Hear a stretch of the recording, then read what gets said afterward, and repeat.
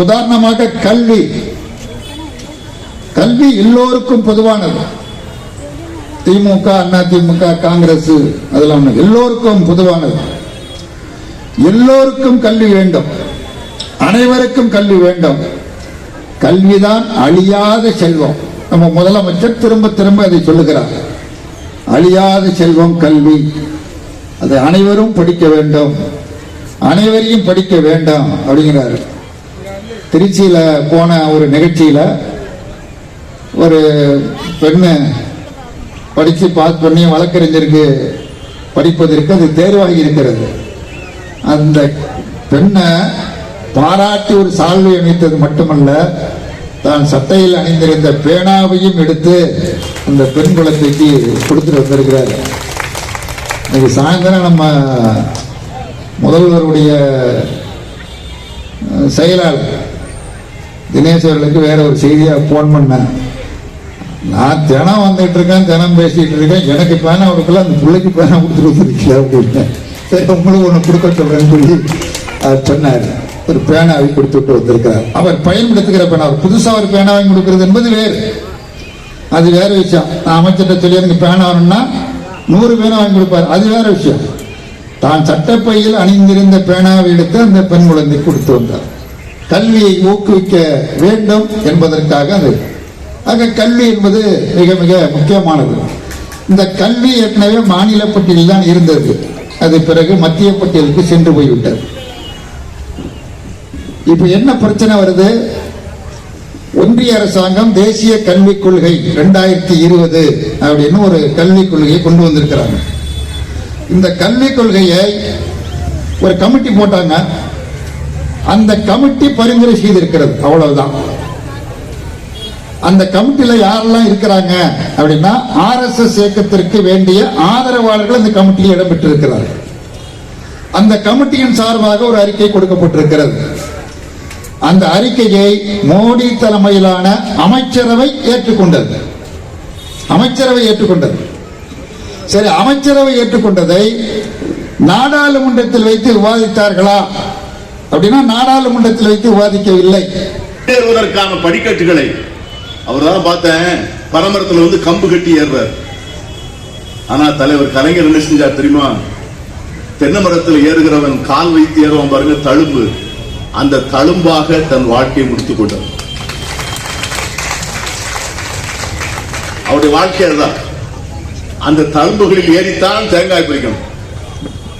தலைவர் கலைஞர் அவருடைய வாழ்க்கையினுடைய ஒவ்வொரு போராட்டமும், ஒவ்வொரு முன்னெடுப்பும், ஒவ்வொரு திட்டமும் இன்று தென்னை மரத்திலே ஏறி அருமையான தேன்கனிகளை பறிப்பதற்கான, நம்மை தூக்கி விடுவதற்கான தியாக தழும்புகளாக இருக்கிறது.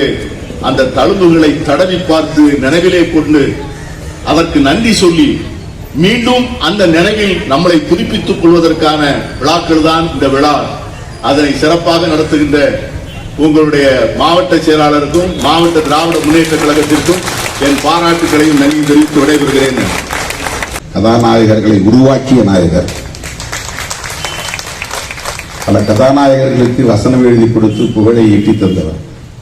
ஆனால் அதை எதிர்கொண்டு கட்சியை தூக்கி நிறுத்தினார். 12 ஆண்டுகள் போராட்டத்திற்கு பிறகு அண்ணன் வைகோ கட்சி விட்டு போனார். மிகப்பெரிய ஒரு பிளவு, செங்குத்தான பிளவு சொல்லுவாங்க, வெர்டிகல் ஸ்பிளிட் அப்படிமாங்க. இப்படி மேலோட்டமா கொஞ்சம் பேர் போனாங்க, இல்ல மேல இருந்து கீழே வரை எல்லா செக்ஷன்லயும் ஆள் பிரிஞ்சு போனாங்க. மாவட்டம், ஒன்றியம், நகரம், கிளை, மாநிலம், அப்படியே திமுக என்ன செட்டப் இருக்கு அதே மாதிரி ஒரு செட்டப் அப்படியே பிரிஞ்சு வெளியே போச்சு. சண்டமார்ந்த பேச்சாளர் வைகோ. அன்னைக்கு அவர் காலகட்டத்தில் அவர் மாதிரி பேசுறதுக்கு ஆளே கிடையாது. கலைஞர் பேச்சு வேற மாதிரி, இளைஞர்களை கவருகிற சண்டமார்ந்த பேச்சாளர். அந்த நிலையிலும் கூட கட்சியை சிதறவிடாமல் கட்டி காப்பாற்றிய ஆளுமை கலைஞர்.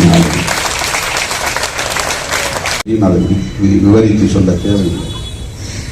91 ராஜீவ் படுகொலை திமுக தான் காரணம் என்று எடுத்த எடுப்பிலே எந்த புலன் விசாரணையும் நடத்தாமல் அரசியல் செய்தார்கள். கொடிக்கம்பங்களை வெட்டி சாய்த்தார்கள். திமுக அலுவலகங்களை சூறையாடினார்கள். தேர்தல் வந்தது. 232 தொகுதிகளில் தோல்வியை தழுவி. அதுபோல ஒரு நெருக்கடியை திமுக அதற்கு முன்னும் சந்தித்ததில்லை, பின்னும் சந்தித்ததில்லை. மீண்டும் சாம்பலில் இருந்து உயிர் பெற்று எழுந்த பீனிக்ஸ் பறவை போல் திராவிட முன்னேற்ற கழகம் மறுபடியும் மீண்டெழுந்தது. ஒரு அரசியல் இயக்கத்தை வழிநடத்துவது என்றால் சாதாரணமான ஒன்றல்ல. இப்படிப்பட்ட சோதனைகளை எல்லாம் சந்தித்த கலைஞர் அவர்கள் சர்வைவல் என்பதற்காக, எப்படியாவது வாழ வேண்டும் என்பதற்காக, தற்காத்துக் கொள்ள வேண்டும் என்பதற்காக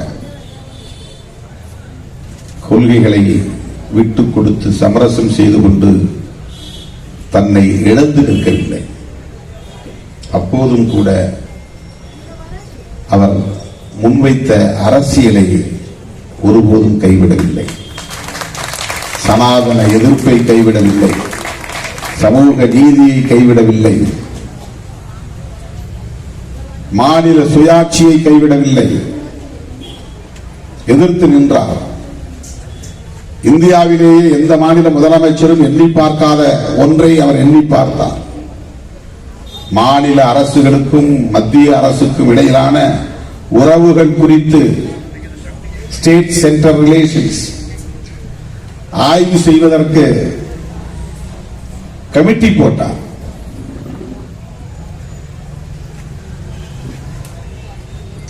Janarthanan committee.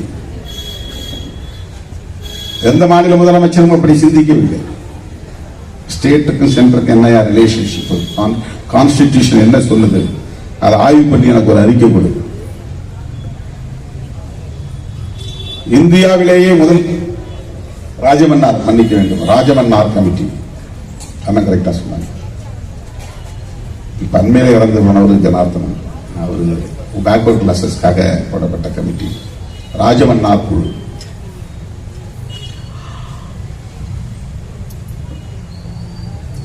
State central relations,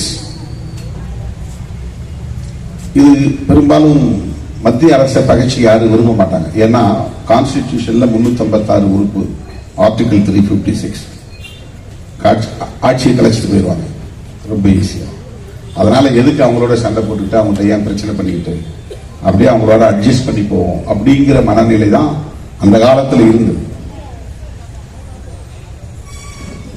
ஆனா எதிர்த்து நின்றார். மாநில அரசுகளுக்கான உரிமைகளில் மத்திய அரசு தலையிடக்கூடாது.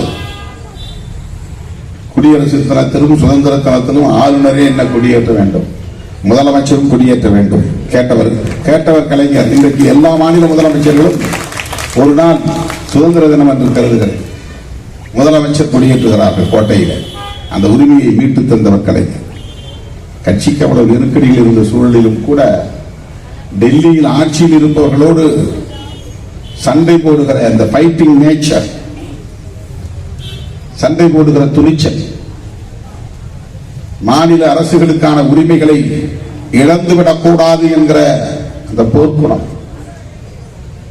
அண்ணா இறந்த பிறகு கட்சி கழகத்தை அவர் தலைமையேற்ற போது 5 முழக்கங்களை அவர் முன்வைக்கிறார். அண்ணா வழியில் அயராது உழைப்போம். நாங்க அண்ணாவை எங்களுடைய கொள்கை ஆசானா ஏற்றுக்கொண்டோம். அவர் என்ன வழியில் போனாரோ அந்த வழியில் நாங்க பாடுவோம். தனக்குன்னு எந்த வழியும் கிடையாது, நாங்க அவரை பின்பற்றுவோம். ஆதிக்கமற்ற சமுதாயத்தை அமைத்தே தீருவோம். அவர் எப்படிப்பட்ட பார்வை உள்ளவங்க அதை புரிஞ்சுங்க. எந்த ஆதிக்கமும், ஆணாதிக்கம் கூடாது, சாதி ஆதிக்கம் கூடாது, மத ஆதிக்கம் கூடாது, மத்திய அரசு ஆதிக்கம் கூடாது, முதலாளித்துவ ஆதிக்கம் கூடாது, எவனும் இன்னொருத்த மேல ஆதிக்கம் செய்யக்கூடாது. டாமினன்ஸ், உயர்ந்த சாதி அப்படிங்கிற ஆணவம் இருக்கக்கூடாது, ஆண்கள் என்கிற ஆணவம் இருக்கக்கூடாது, முதலாளிகள் என்கிற ஆணவம் இருக்கக்கூடாது, டெல்லி அரசு என்கிற ஆணவம் இருக்கக்கூடாது. அதை எதிர்ப்போம். ஆதிக்கமற்ற சமூகத்தை அமைத்தே தீர்வோம். இந்தி திணிப்பை என்றும் எதிர்ப்போம். மொழி சார்ந்த அந்த பார்வை, எங்களுக்கென்று ஒரு மொழி இருக்கு, அது பாரம்பரியம் உள்ள மொழி, தொன்மை வாய்ந்த மொழி, எல்லா வளமும் நிறைந்த மொழி, இலக்கிய வளம் நிறைந்த மொழி, இலக்கண வளம் நிறைந்த மொழி, பிறமொழி சார்பு இல்லாமல் இயங்குகிற, தனித்து இயங்குகிற வல்லமை வாய்ந்த மொழி, பல மொழிகளுக்கு தாய்மொழி. எங்கள் மொழியை சிதைப்பதற்கு நீ இன்னொரு மொழியை எங்கள் மீது திணிக்க முயற்சித்தால் அதை எதிர்ப்போம். இந்தி திணிப்பை என்றும் எதிர்ப்போம்.